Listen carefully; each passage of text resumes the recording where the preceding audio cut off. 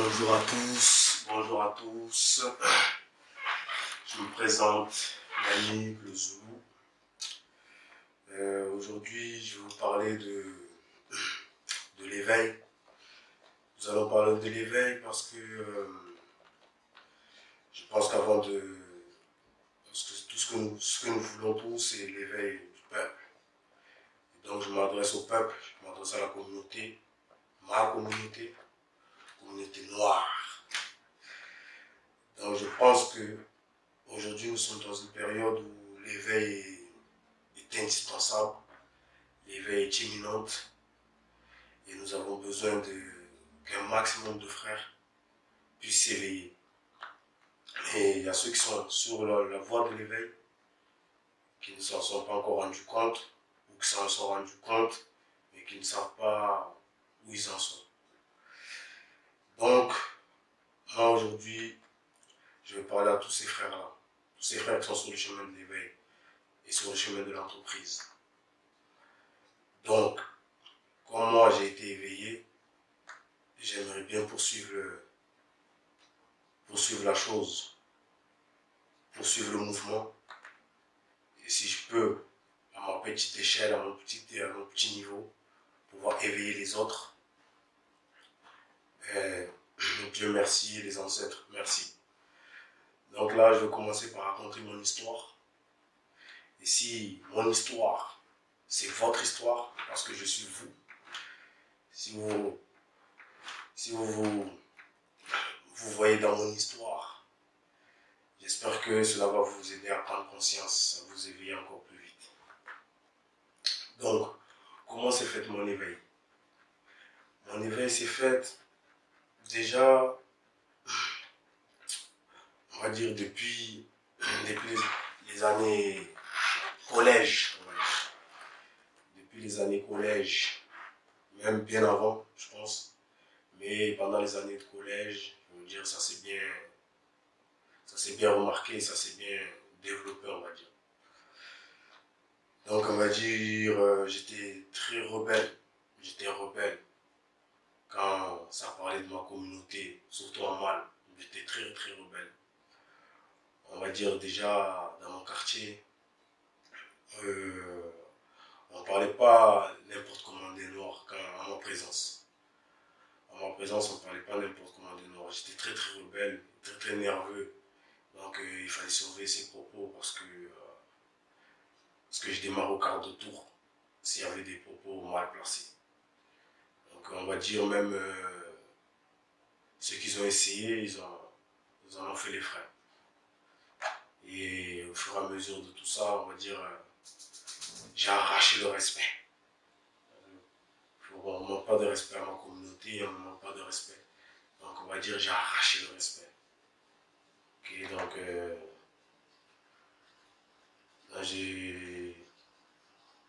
j'étais très, très, très sensible à ce sujet. Donc voilà, donc disons que je n'étais pas n'importe qui. Donc j'estimais qu'on me devait le respect, on me devait répondre. Disons que dans mon quartier, j'étais un révolutionnaire, on va dire. Les autres communautés, on va dire, ils nous regardaient de haut, il ne faut pas se cacher. Ils nous regardaient de haut. Mais moi, j'acceptais pas ça. Donc j'encourageais les frères à se lever, à aller au combat. À aller au combat s'il fallait. Qu'il ne fallait pas avoir peur. Il fallait laisser personne marcher dessus. Il fallait arracher le respect. Le respect, ça arrache. Donc on va dire, j'ai mené un mouvement dans mon quartier. Donc ensuite, on va dire, ce qu'il s'agit de niveau scolaire, quand on arrivait à la question de l'esclavage, on arrivait souvent à cette question, et moi j'acceptais pas ce que les profs ils disaient. J'acceptais pas ça parce que pour moi, on valait mieux que ça, on vaut mieux que ça. Et on s'attardait trop sur l'esclavage et donc je clashais beaucoup avec les profs. Je clashais beaucoup, j'étais rebelle. Moi, je me disais, non, non, c'est pas possible. On ne peut pas être que ça. C'est pas possible qu'on puisse être de la marchandise, la triade, le commerce triangulaire. Et nous, on était la monnaie. J'arrivais pas à accepter ça. Donc, je clashais beaucoup avec les profs. On m'a renvoyé beaucoup de cours. Pendant la période de l'histoire, quand on faisait cette partie-là, on m'a renvoyé beaucoup de cours parce que je me rebellais contre les propos du prof, de la prof. Je me rebellais. Donc voilà, j'acceptais pas ça. Et au fur et à mesure que j'évoluais, que je grandissais, bon, déjà j'avais ce respect-là. On ne parlait pas n'importe comment des Noirs en ma présence. Ça, c'était une certitude. Et ensuite, en évoluant, on va dire, ben, je voyais que déjà dans la société, on dénigrait beaucoup notre culture, jusqu'à même nous-mêmes noirs, on dénigrait notre culture. On dénigrait notre culture, on dénigrait tout ce qui nous appartenait, tout ce qui venait de nous. Et donc au fur et à mesure que j'évoluais, j'avais déjà remarqué ça. Mais le déclic est arrivé un jour où je regardais une vidéo sur YouTube là. Il y avait un mec qui sortait de prison, il commençait à parler. J'avais cliqué comme ça m'avait intrigué. Et après il parlait et il disait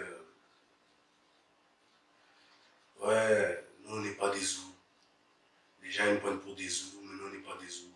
Et c'était un noir là, le mec qui disait ça. Et moi ça m'avait choqué. Parce que déjà, même avant les Noirs, entre nous Noirs on se traitait de Zoulous. Mais moi au fond de moi, je savais que Zoulou c'était pas, je sais pas, c'était pas péjoratif en fait. Moi ça me plaisait en fait. Zoulou, le mot Zoulou me plaisait. Moi j'aimais bien, je sais pas, je me dis pourquoi j'ai un stade de Zoulou. C'est joli Zoulou. Quand on dit Zoulou, moi je trouvais ça joli. Je ne trouvais pas que c'était une insulte ou ça rabaissait quelqu'un ou quoi que ce soit. Et un jour quand j'ai regardé cette interview, le mec il disait ouais, on n'est pas des Zoulous, mais dans le sens péjoratif. Donc moi j'ai fait quoi? J'ai dit non, moi Zoulou ça me parle trop. C'est trop, il y a trop de fierté dans ce mot. Je sais pas pourquoi, mais c'était quelque chose que je ressentais au fond de moi. Donc je suis allé chercher sur Wikipédia. Je tapais Zoulou. Je tapais Zoulou et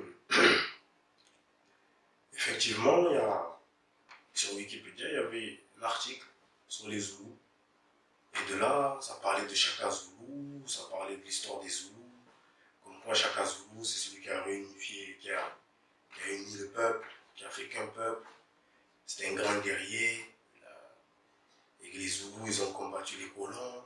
Et de là, je me suis dit, bon, les Zoulous, mais c'est une histoire vraie.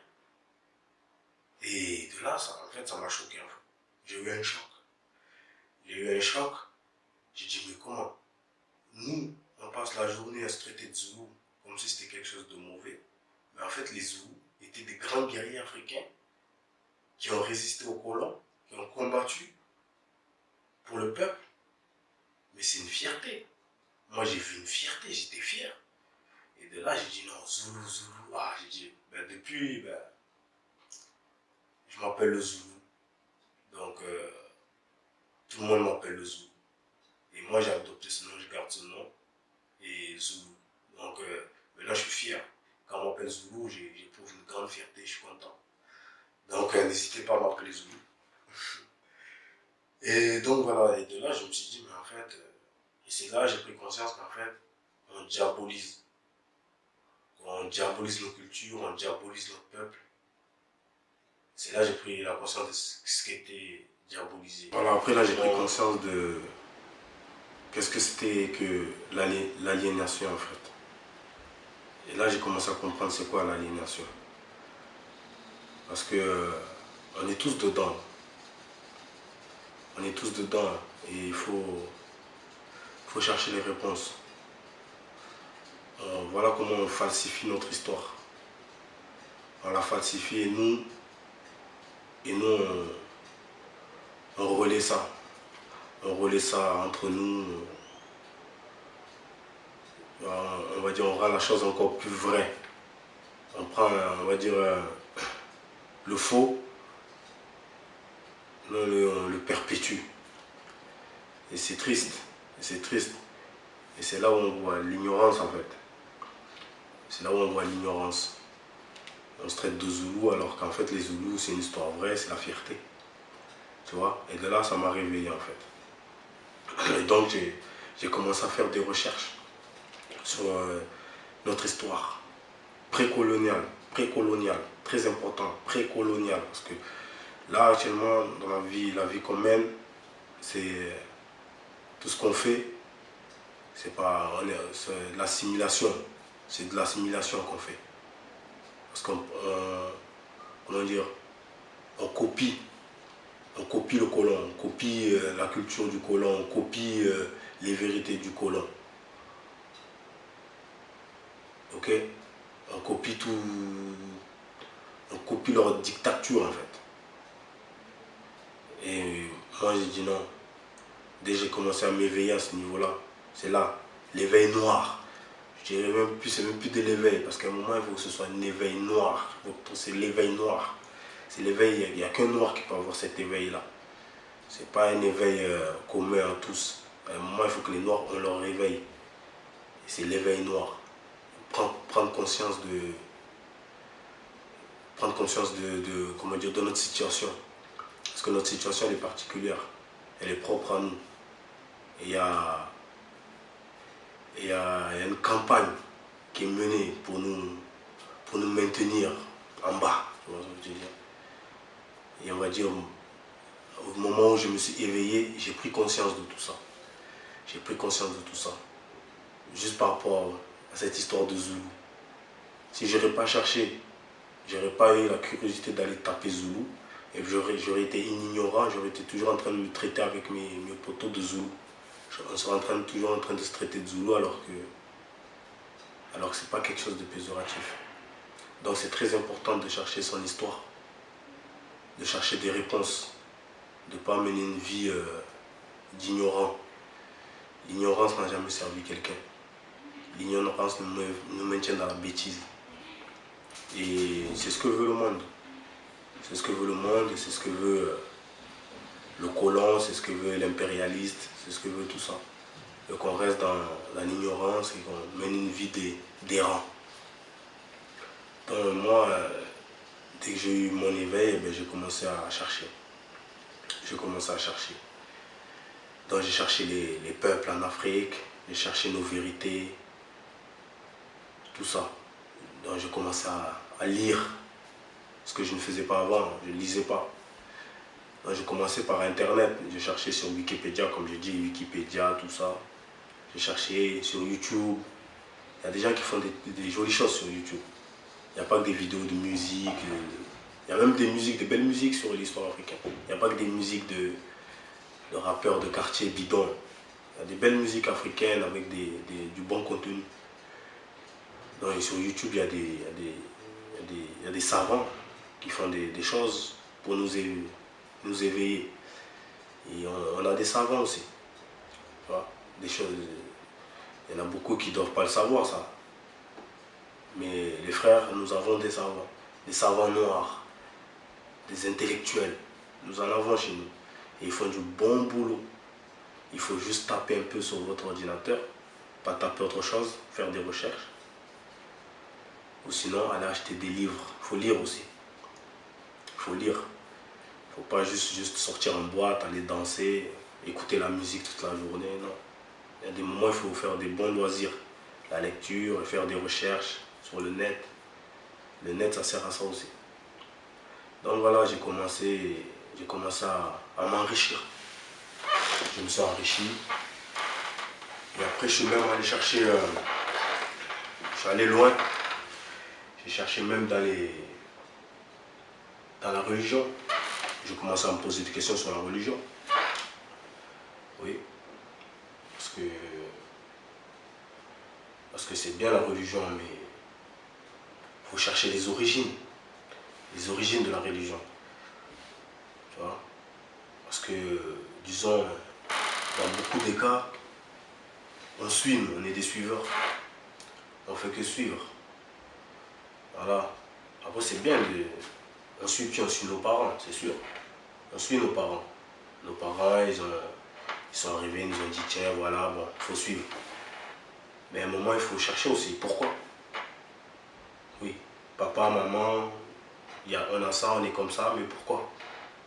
Je vais te dire, poser la question aux parents. Pourquoi on fait ça, nous? Pourquoi on suit ça, nous? Pourquoi on est comme ça, nous? C'est notre truc, ça, c'est chez nous. Il faut te poser des questions. Et même si tu ne poses pas les questions, tu fais tes propres recherches. C'est ce que j'ai fait. Je fais mes propres recherches sur les religions. Est-ce que c'est de chez nous? Est-ce que c'est pas de chez nous? Est-ce que ça représente notre idéal? Est-ce que ça représente l'idéal africain? Est-ce que ça représente notre paradigme? Nos vérités? Est-ce que c'est compatible avec nous? Toutes ces questions, il faut se les poser. Mais surtout chercher les origines. Et nous, on n'a rien avant qu'on soit colonisé, tout ça. On n'avait rien. Il faut chercher tout ça. Il faut chercher. Donc moi, j'ai cherché. J'ai fait des recherches. Voilà, c'est tout ça l'éveil. Tu fais des recherches. Et après, tu vois la vie autrement. Tu vois la vie autrement. Tu interprètes les choses autrement. Voilà. Tu as un esprit. Tu as la raison même. Tu n'es plus un mouton, tu ne suis plus ce qu'on dit à la télé, tu n'es plus un mouton de la société. C'est-à-dire que tu as ta propre pensée. On te met une situation, tu es capable maintenant de la connoter, de mettre une critique, une bonne critique sur la chose. Tu n'es plus un suiveur. C'est tout ça l'éveil. Voilà, tu ne suis pas. Tu as tes propres pensées, ta propre logique. Et là, tu es un homme. Tu es indépendant. Tu es indépendant. Voilà. Et là, tu vas vers une maturité. Tu vas vers une maturité. Tu deviens quelqu'un d'autre. Tu deviens quelqu'un d'autre. Et à force, tu commences à acquérir une certaine sagesse. Une certaine sagesse. Tu ouvres les yeux. Tu regardes ta situation. Et une fois que tu as bien regardé ta situation, et que tu as mis des mesures en place pour la rectifier, pour l'améliorer, après tu ouvres encore la vision plus large. Et là tu regardes la communauté. Comme on dit, tu ne regardes pas que le bout de ton nez.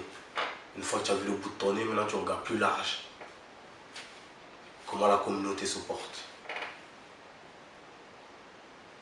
Après, tes actions peuvent influencer, peuvent apporter pour l'émancipation de la communauté.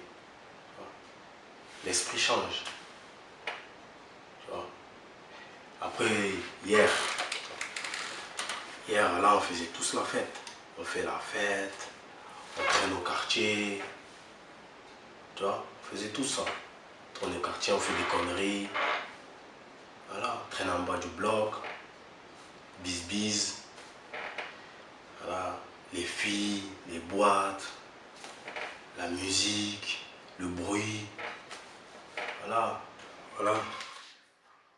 On veut nous maintenir dans ça. On veut nous maintenir dans les loisirs. Qu'on fasse que des loisirs. Parce que les Noirs, on est bons qu'à ça. À danser, à sauter, à chanter. Hein? On est bons qu'à ça. Donc on veut nous maintenir dans ça. À consommer, toujours à consommer. À faire les beaux, à acheter les dernières marques. Mais travailler surtout. On va pas être chef, on va pas être entrepreneur. Non. Mais avoir le petit RSA là. Il n'y a pas à faire le riche avec. Acheter des trucs chers. Devenir des sapeurs. Des trucs inutiles. Tu vois. Donc voilà. Donc, il y a un moment quand tu... Je pense que quand tu es éveillé, il y a des choses que tu ne fais plus. Qui sont inutiles. Pour toi. Donc, tu cherches. Tu es plus dans la recherche d'une paix. Tu cherches la paix. Tu cherches la paix. Et à force, tu te retrouves même à t'éloigner. Même toi, tu t'étonnes. À quel point tu n'as plus besoin de cette vie d'avant. Tu n'en as plus besoin. Tu te dis, des fois même, tu arrives même à te poser la question, comment tu as fait même pour avoir été dans ça. Mais bon, après, il a fallu ça pour que tu puisses devenir ce que tu es aujourd'hui.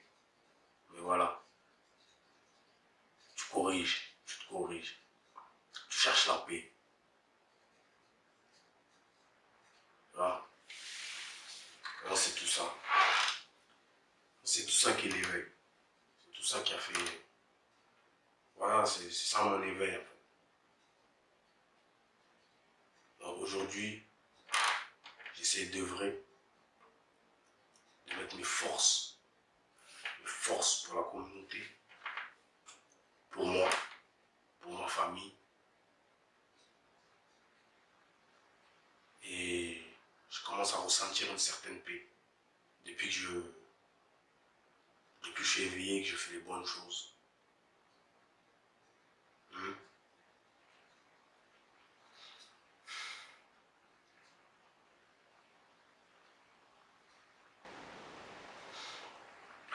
Donc voilà. J'espère que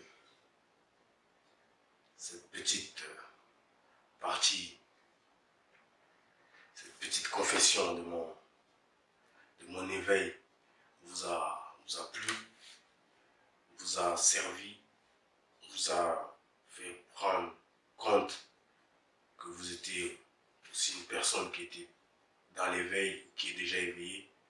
Si cela peut vous réconforter pour faire le meilleur demain, pour encore grandir.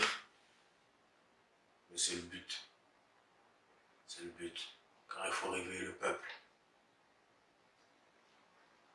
Réveiller les Kémites. Réveiller les Zoulous. Réveiller les Bantous. Tous doivent réveiller. L'Afrique doit se réveiller. Donc voilà. Paix à tout le monde.